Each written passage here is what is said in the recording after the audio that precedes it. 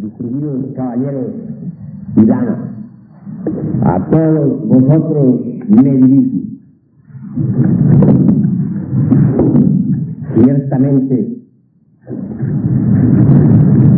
el amor es el sumo de la sabiduría. Con justa razón, Hermes Trismegisto dijo: el amor es el sumo de la sabiduría. El amor se alimenta con amor. Observemos el vínculo. Cuando uno de la pareja muere, el otro sucumbe de tristeza. Existe una orden sagrada en Europa y también en la América. Quiero referirme claramente a la orden del cisne. Dicha orden estudia precisamente esos elementos del amor. Para que haya amor se necesita que exista afinidad de pensamientos, afinidad de sentimientos, de ideas, etc. El beso debe ser una consagración mística de dos almas ávidas de expresar en forma sensible lo que interiormente viven. El acto sexual debe ser la consubstancialización del amor en el realismo psicofisiológico de nuestra naturaleza. Un matrimonio perfecto es la unión de dos seres, uno que ama más, otro que ama mejor. El amor es la mejor religión accesible. El amor se alimenta con amor. El amor es una efusión, una emanación energética que brota de lo más hondo de la conciencia. Tal radiación incuestionablemente pone en actividad intensiva a todos los microlaboratorios orgánicos que existen en nuestro interior. Quiero referirme en forma enfática a las glándulas de secreción interna. Si observamos un anciano enamorado, veremos lo siguiente: se rejuvenece, se llena de vida, de energía, de optimismo. Y es que sus glándulas endócrinas, impulsadas por las radiaciones del amor, producen más hormonas. En Grecia, la palabra hormona significa ansia de ser, fuerza de ser. Ciertamente las hormonas llevan en sí mismas principios vitales maravillosos. Ha llegado la hora de comprender lo que es el poder del amor. Basta muchas veces un pañuelito para que nos llenemos de éxtasis cuando realmente estamos enamorados. El amor, se ha dicho, es la mejor religión accesible. Así que conviene que hoy estudiamos el sexo en sus aspectos trascendentales, comprendamos de forma clara y maravillosa lo que es realmente el poder del amor. Ha llegado la hora de entender lo que es el sexo en sí mismo y lo que es el amor. He dicho, el acto sexual es la consubstancialización del amor en el realismo psicofisiológico de nuestra naturaleza. Conviene que vencemos de esas palabras. El amor es una comunión de almas ávidas de expresar en forma sensible lo que interiormente vive. Durante la cópula química o metafísica, las fuerzas más sutiles de la naturaleza envuelven a la pareja. Esas fuerzas magníficas que originaron la creación, obviamente no podían estar ausentes durante la cópula.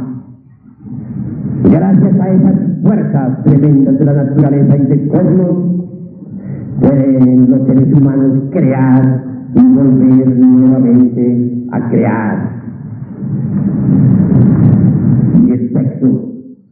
poder para poner sobre el tapete de la existencia una nueva criatura. Es cierto también, y es toda verdad, que mediante la fuerza sexual podemos transformarnos radicalmente. Por estos tiempos de crisis mundial y de bancarrota de todos los principios, se habla mucho sobre transformación. Existen innumerable teorías por aquí, por allá y acullá. Mas en verdad, la transformación solamente es posible sabiendo amar. Y mediante el poder energético sexual, como podemos convertirnos en criaturas diferentes. La energía creadora vive y palpita en todo lo que es, en todo lo que ha sido y en todo lo que será. La energía creadora se manifiesta a través de los órganos sexuales de las plantas, de las flores, de los animales y del hombre. La energía creadora hace que el mundo sea siempre fértil. Gracias a la poderosa energía del sexo existimos. Gracias a la poderosa energía del sexo nos encontramos todos aquí presentes. Si no fuera por el acto sexual de aquellos que nos dieron la vida, no estaríamos nosotros aquí y ahora. Gracias a una cópula química, pueden todos aquí presentes escuchar esta conferencia. Así que el acto sexual es sagrado, 100%. Nosotros, francamente, en nombre de la verdad, nos pronunciamos contra la pornografía. Vemos en ella precisamente la profanación de lo original. Esto no es algo que merezca considerársele en la forma como lo considera la pornografía. No es motivo de vergüenza, divino o tabú. En la Grecia pagana de los tiempos antiguos, las españolas eran consideradas sagradas. No sabemos el papel que ellas tenían con el amor.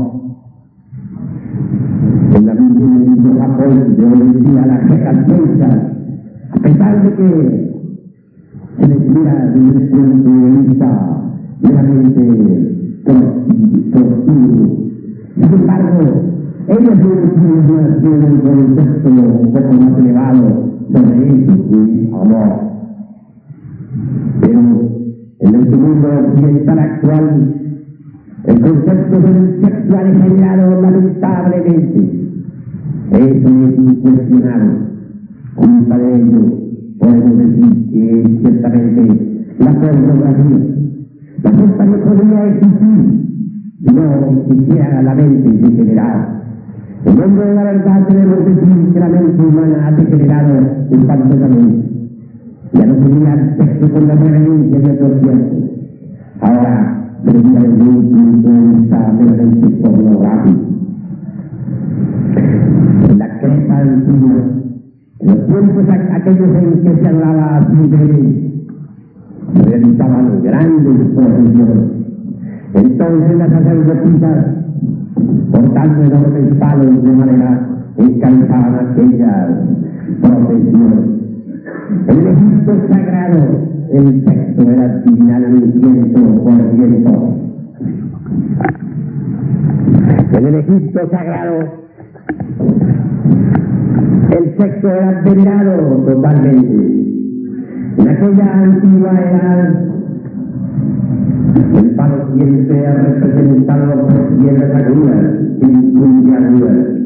Y en cuanto al yoni, era representado siempre por piedras semejantes a copa. En el esoterismo crítico, el sexo es representado sabiamente. El lingam generador fue siempre simbolizado con el asta santa, con la lanza de Longín, con aquella con la cual el centurión romano hiriera el costado del Señor.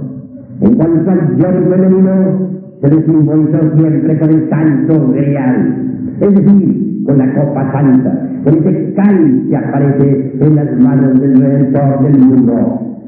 El sexo, pues, es sagrado en 100%, pues sin la fuerza sexual no existiría ninguna criatura sobre la faz de la tierra.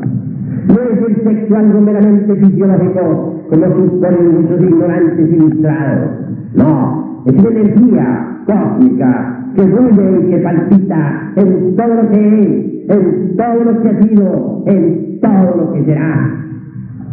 Mediante esa energía poderosa que en última síntesis deviene del sol, podemos transformarnos radicalmente. Cuando una pareja se halla en una cópula química o metafísica, puede perfectamente aprovechar ese poder extraordinario para convertirse en algo distinto. Eso es posible si aprendemos a amar el sexo. Eso es posible si nosotros estudiamos el poder sexual. Ciertamente yo un hombre de la verdad Diego, que podríamos aprisionar esa energía maravillosa que nos rodea durante la cópula química para hacer de ellos de nosotros algo distinto. En nombre de la verdad pondremos énfasis para decir que es posible aprisionar esa energía. En estos instantes nos viene a la mente Robert Square. Este hombre hizo experimentos maravillosos con el sexo. Descubrió, por ejemplo, excitando el aparato sexual, no derramando el semen, es decir, la entidad del semen, podría revitalizarse el organismo. Aún más, descubrió que podríamos rejuvenecernos totalmente. Robert Square fue famoso en el terreno de la endocrinología. Existe también en los Estados Unidos la sociedad Oneida. Esta sociedad ha hecho experimentos extraordinarios. 25 familias se sometieron a una disciplina magnífica. Se les prohibió la eyaculación del semen. Se les permitió la conexión del lingam y yoni, pero sin derramar jamás el vaso de Hermes. El resultado fue formidable. Las parejas se transformaron magníficamente. Hombres enfermos sanados, se rejuvenecieron, se llenaron de vida. Es claro que al no eyacular el semen, al no eyacular el esperma sagrado, se producen transformaciones maravillosas. El esperma se transforma en energía, y la energía, subiendo por el sistema nervioso hasta el cerebro, lo dinamiza radicalmente. El doctor Brunheller dijo que habría que seminizar el cerebro y cerebrizar el semen. Esto es bastante importante. Cuando se transmuta el esperma sagrado de este modo, se consigue que las hormonas sexuales entren en los canales sanguíneos. Entonces ellas estimulan a las glándulas endocrinas sexuales para que produzcan mayor cantidad de hormonas. Y el organismo todo se rejuvenece extraordinariamente. Los hindustanes nos hablan del Kundalini, extraña palabra para nosotros los occidentales, pero maravillosa en el fondo. La Blavatsky dice que es el fuá trascendente, contenido en toda materia orgánica e inorgánica. Ese fuá, ese poder de Kundalini Shakti, ese fuego sagrado, despierta mediante la transmutación de la energía sexual. Cuando el fuego solar Kundalini asciende por el canal medular espinal, se producen cambios psicológicos trascendentales y trascendentes en el ser humano. Los hindustanes, los brahmanes, los estudiantes de los Vedas, los tibetanos, etc., aseguran en forma enfática que en la espina dorsal hay 7 centros mágicos, magníficos, que nos pueden transformar y convertir en superhombres. Los teósofos dan a esos 7 centros nombres sánscritos. Al centro magnético del coxis lo denominan Muladhara. Al centro magnético de la próstata le dicen Swadhisthana. Al centro mágico del plexo solar, situado a la altura del ombligo, le llaman Manipura. Al centro del Karyas le llaman Anahata. Al de la laringe creadora le llaman Visuddha. Ajna del entrecejo y Sahasrara al de la pineal. En el cristianismo esotérico se habla de las 7 iglesias del Apocalipsis de San Juan. Al centro magnético del coxis le llama la iglesia de Éfeso. Y se dice que el fuego sagrado tiene poder para despertarnos. Y cuando despierta, nos confiere poder sobre el elemento tierra. Se nos asegura que la iglesia de Esmirna o iglesia prostática contiene extraordinarios poderes y que cuando despierta nos trae el poder sobre las aguas. Esa es la iglesia de Esmirna. En cuanto a la iglesia de Pérgamo, situada en el centro umbilical, un poco arriba del ombligo, dicen los esoteristas cristianos y estudiantes del Apocalipsis que cuando despierta nos confiere poder sobre el fuego universal de vida.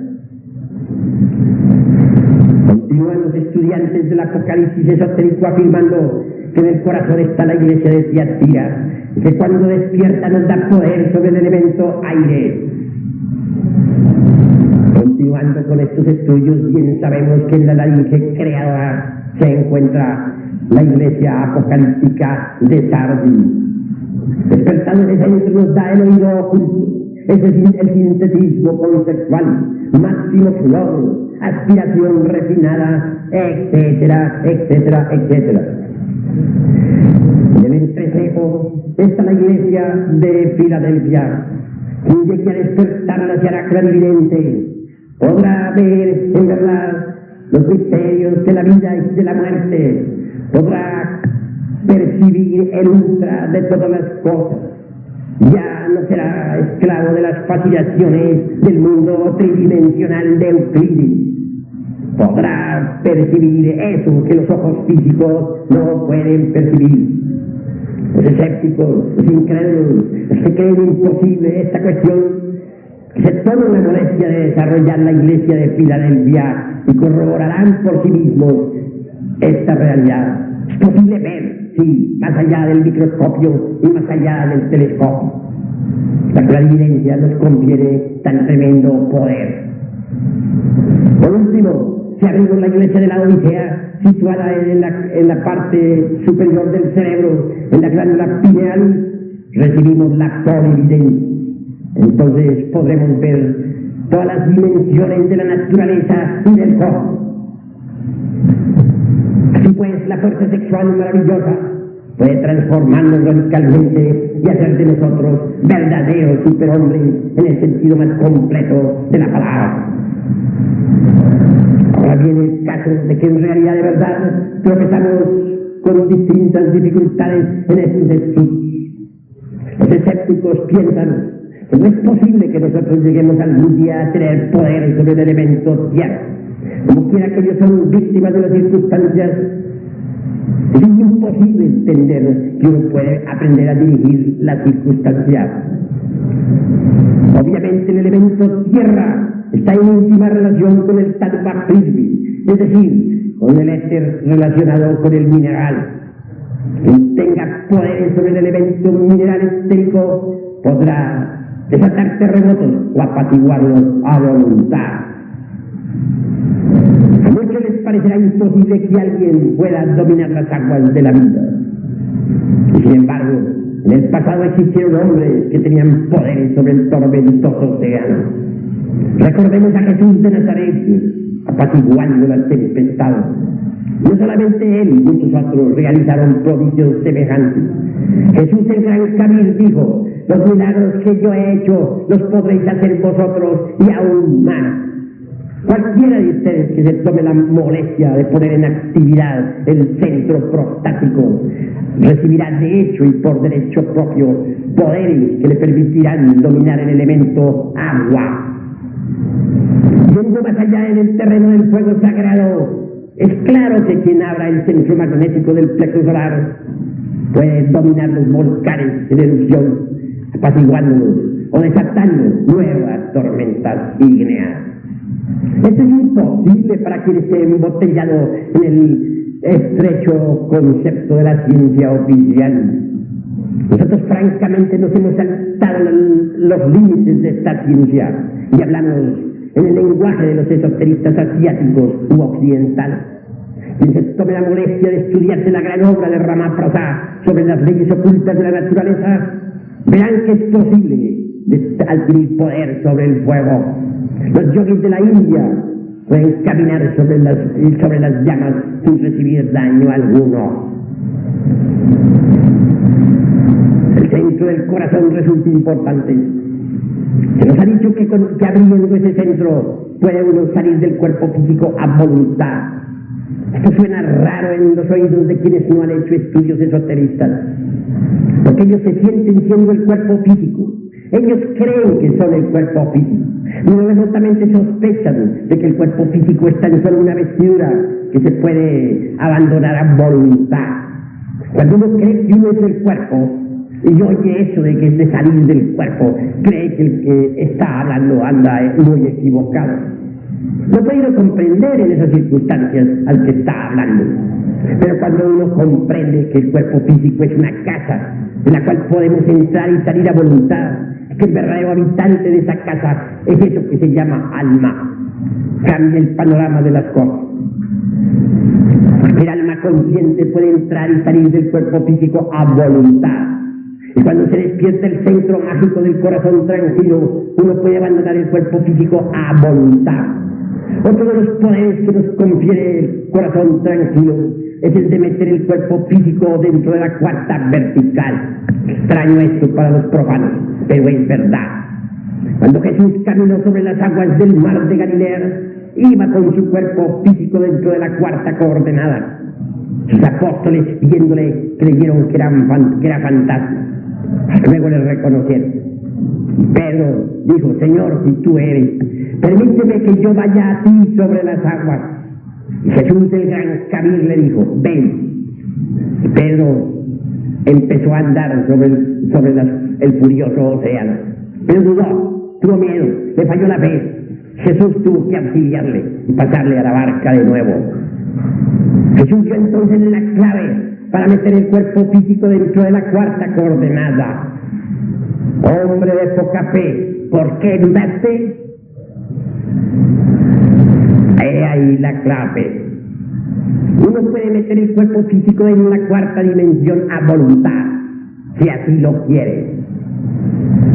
En las escuelas esotéricas se habla muchísimo sobre ese poder maravilloso que existe para meter el cuerpo físico dentro de la cuarta dimensión. Recordemos a los griegos con su Harpócrates. Los griegos tenían conocimientos de esta clase. En los misterios de Eleusis se habla mucho sobre Harpócrates. Es un deideuso que maneja la fuerza de los estados China, una fuerza extraordinaria mediante la cual todos podemos poner el cuerpo en la cuarta dimensión.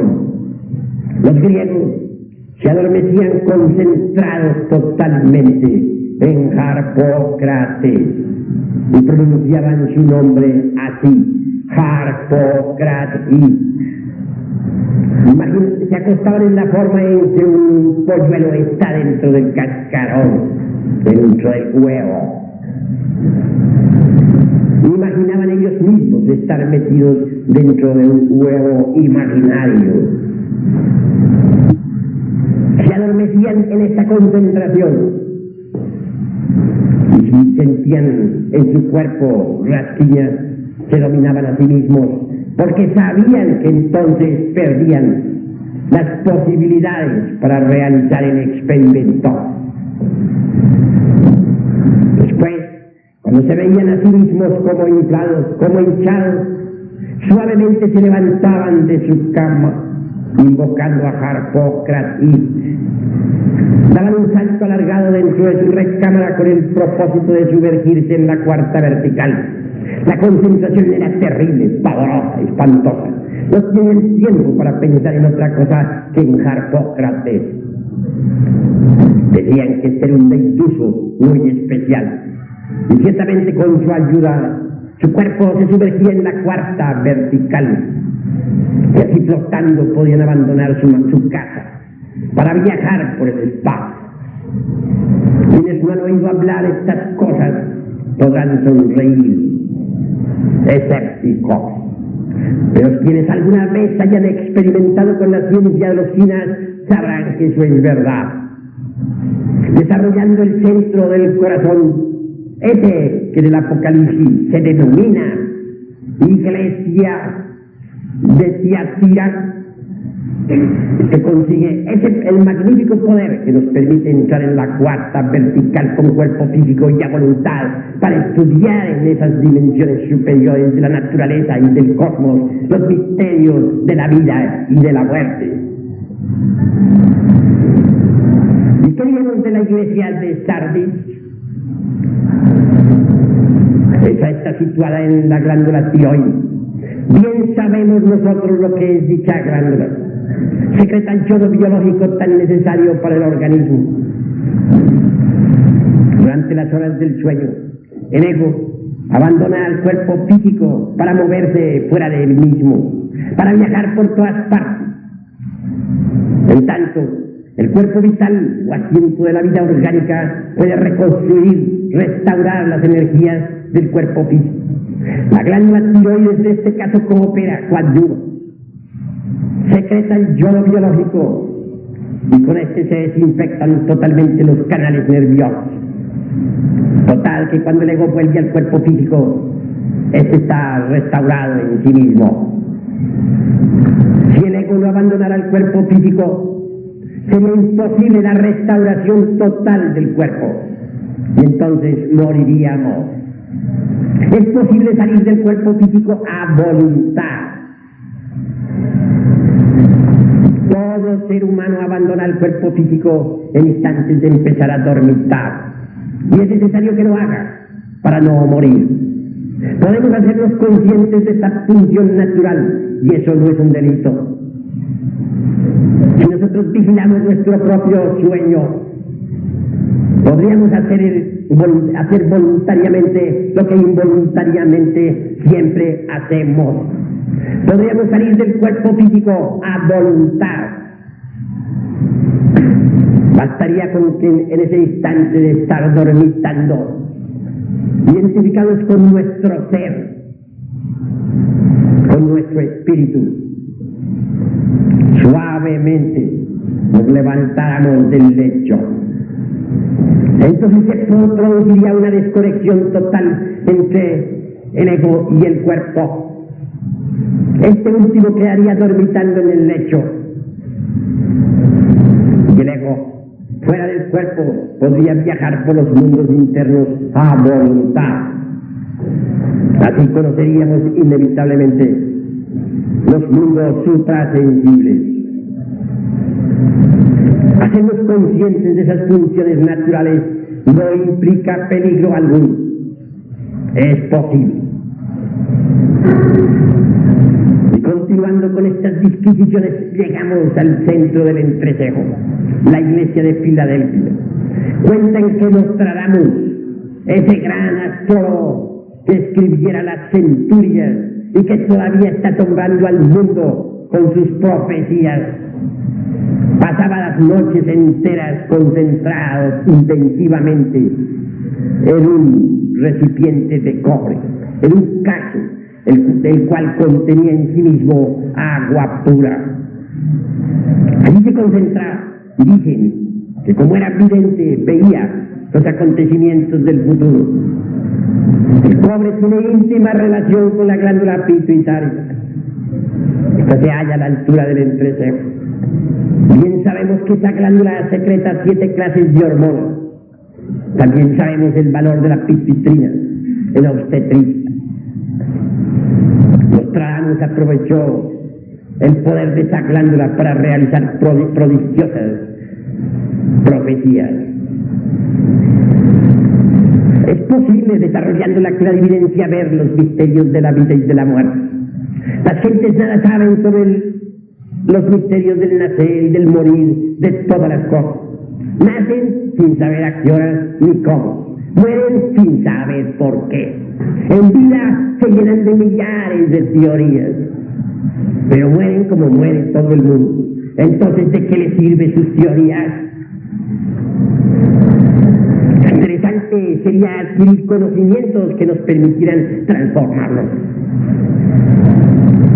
Uno, por medio de la clarividencia, puede llegar a ver realmente los misterios de la vida y de la muerte.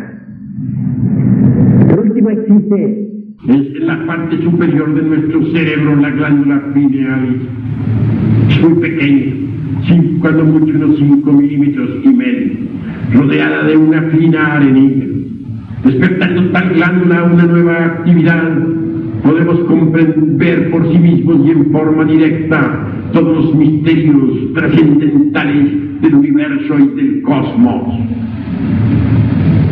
Es posible si nosotros nos transformamos, pero la transformación total del ser humano, la apertura de todos los centros mágicos del mismo, no se realizarían sin la fuerza mágica de la energía creadora del sexo. Por eso es que la cópula química resulta trascendental. Es en plena cópula como podemos nosotros despertar el fuego sagrado. Es en plena cópula como nosotros podemos transformarlo. El sexo no solamente puso en existencia nuestro cuerpo físico, sino que puede poner en actividad distintos centros que ahora están dormidos, centros extraordinarios de nuestra fisiología orgánica. Si queremos una transformación verdadera, necesitamos del fuego, y este despierta incuestionablemente mediante la magia sexual o mediante la magia del sexo. Ahora comprenderán ustedes lo que es el amor, lo grandioso. ¿Cómo podemos mediante el mismo rasgar el velo de Isis? ¿Cómo podremos mediante el mismo convertirnos en criaturas diferentes? El amor puede transformar.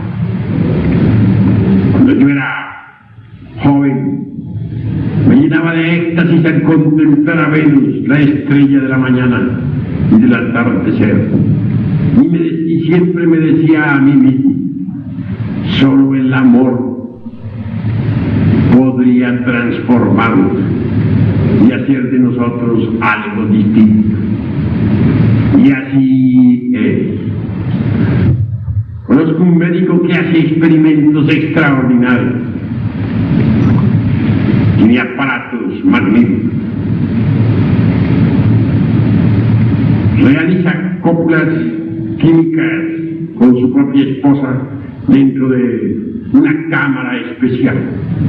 Esa cámara registra el poder del sexo, de manera que pronto podrá demostrarse científicamente ese poder. Tal doctor piensa demostrar el valor de la magia sexual en plena universidad. Obviamente va a producir una revolución científica extraordinaria. No doy el nombre ni el apellido de tal doctor porque aún no he sido autorizado para ello. Solamente me limito a decir que hace extraordinarios experimentos científicos con el poder del sexo, y que los experimentos los hace directamente con aparatos muy especiales. El peor error que puede cometer el ser humano es desprenderse de su esperma sagrado. Cuando el hombre se separa de su esperma, cae en desgracia. Pero si transformamos el esperma en energía, esta energía puede rejuvenecer. Si por medio del sexo le damos vida a otras criaturas, Es obvio que por medio del sexo también podremos darnos vida a sí mismos. Por medio del sexo es posible llegar a alcanzar la inmortalidad, no solamente espiritual, sino física. Los científicos hacen en estos momentos experimentos y esfuerzos con el fin de lograr alargar la vida. Se han inventado sueros que se asegura pueden prolongar la existencia hasta 150 años. Pero la realidad de las cosas es que Stalin murió rodeado de científicos, que Eisenhower murió rodeado de sabios médicos. Entonces, ¿en qué quedaron todas las teorías? En cambio, nosotros tenemos gente que aún vive. Gentes de los siglos XIV, XV, XVI, XVII, existiendo todavía. Quiero referirme en forma enfática al conde de San Germán. Este conde de San Germán existe aún hoy en día en pleno siglo XX. Conde de San Germán. Durante los siglos XV, XVI, XVII, XVIII, XIX actuó en Europa. Llevó distintos nombres de acuerdo con la época. Fue el príncipe Rákóczi en la casa de los Rákóczi en Austria, conde San Germán en Francia, etc. El conde San Germán transmutaba el plomo en oro y hacía diamantes de la mejor calidad. Gobernaba los elementos y todo el mundo le adoraba. Era un hombre que podía mandar a la naturaleza. El conde San Germán no ha muerto. En 1939 estuvo en Europa. Se entrevistó con los diplomáticos de aquella época. Aconsejó. Quiso salvar a la humanidad de la Segunda Guerra Mundial. Mas, como quiera que los estadistas estaban empeñados en esa horrorosa guerra, hubo de retirarse. Giovanni Papini, el niño consentido del Vaticano, aquel que fuera excomulgado por su curioso libro titulado El Diablo, da testimonio sobre el conde San Germán. Se encontró precisamente en un barco cuando navegaba por el Índico. Y cuenta San Germán que el que abordó a este extraño personaje no tuvo inconveniente alguno él mismo en mostrar sus documentos de identificación. Era San Germán. Al desembarcar en la India, un grupo de lamas que habían venido desde el Tíbet le recibieron y se lo llevaron precisamente para los Himalayas. Así es cierto y de toda verdad que el conde San Germán vive. Giovanni Papini da testimonio sobre el conde San Germán. Giovanni Papini es ante todo un escritor serio. No hay duda de que el conde San Germán volverá nuevamente al mundo occidental en el año 1999. Entonces cumplirá una brillantísima misión. ¿Y qué diremos de ese otro hombre que se transformó mediante los poderes del sexo? De ese otro hombre que logró el elixir de larga vida y la piedra filosofal. Quiero referirme en forma enfática a Cagliostro. Él fue el mismo Mesmer que asombró a Europa con sus curaciones magnéticas. Él fue José Bálsamo. Él fue el conde Fénix. Él fue Cagliostro. Es mucha la crítica que existe contra el conde Cagliostro. Se han escrito muchos volúmenes calumniosos. Obviamente todos los que contra Cagliostro han escrito basan sus escritos precisamente en las crónicas de poesía, crónicas todas tendenciosas, crónicas basadas en calumnias de la época. Ojalá pudiéramos conseguir algún día las memorias del conde Cagliostro. Circulan en Europa, posiblemente en Francia. Allí encontramos la verdad sobre Cagliostro, sus memorias, escritas por él mismo. Muchos creen que el conde Cagliostro murió, se equivocó. El conde Cagliostro no murió. Alejandro Dumas piensa que falleció en instantes en que se debatía con otros sujetos a base de espada, y se equivocó Alejandro Dumas. Otros hay que piensan que fue metido en una cárcel de la Inquisición en Roma y que allí murió. Otros creen que se escapó de otra prisión. Y es mucho lo que se ha dicho, pero en realidad de verdad nadie sabe sobre la muerte de Cagliostro. La verdad es que Cagliostro no murió y que vive. Pronto entrará en una nueva actividad. Estos hombres se transformaron y se inmortalizaron, se convirtieron en superhombres y en mutantes mediante la energía sexual. Es posible rejuvenecerse y es posible inmortalizarse con ese foie incógnito y desconocido que surge del sexo precisamente durante la cópula química o metafísica. Ante todo debemos valorar la energía sexual en sí misma, porque es formidable.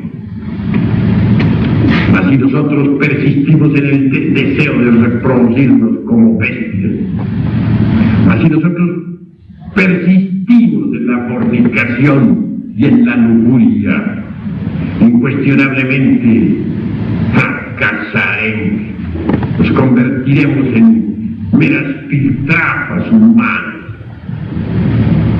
Necesitamos transformarnos y esto es posible solamente amando intensivamente. Cuando el hombre y la mujer se saben amar, viene la transformación radical. Hasta aquí mis palabras. Están invitados todos para mañana a la misma hora. Nos proponemos hacer una amplia conferencia. Hoy no podremos proseguir por falta de tiempo, pues hemos ya de salir debido a ese verdugo que se llama tiempo.